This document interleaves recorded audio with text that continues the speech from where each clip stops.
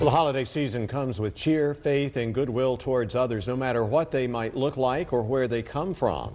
Fox 8's Madison Forsey shares one man in Kernersville has been keeping the faith all year and knew his blessing would come when he least expected it.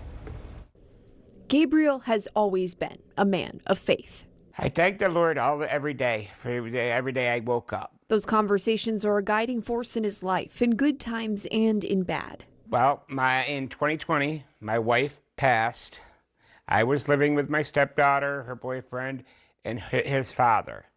And unfortunately, we got an eviction notice because the property was sold. He sat down with us and didn't want to show his face, but told us a little bit about the decision to become homeless. He bounced around living with family members and staying in hotels until money from his part-time retail job got tight.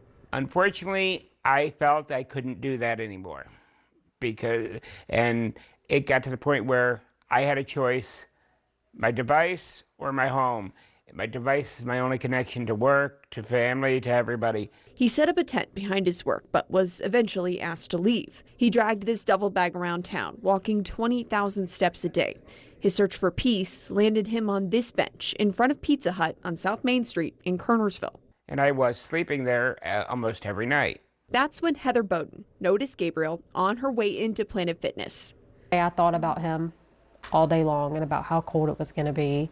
And I prayed about it, and I said, I'm going to go, and if he's there, I'm going to see if he'll let me buy him a hotel room for the night, somewhere safe and warm to stay. Heather and her family put him up for a night at the Sleep Inn. Her husband's co-worker, a fellow Kernersville police officer, paid for the second night. And I used that opportunity just to talk to him and said, what are your immediate needs? Can I go buy you something to eat? Can I get you some clothes? What do you need? He said, I need prayers and good thoughts. Like his exact words, I need prayers and good thoughts. He didn't ask for anything. Didn't ask for a thing. So Heather asked for him, posting this on a Kernersville Facebook page, and the request took off. Thousands of messages. More than 300 comments and 200 shares. People in the community knew who he is from his job in retail, his spirits, and he's a people person. He loves to talk to people.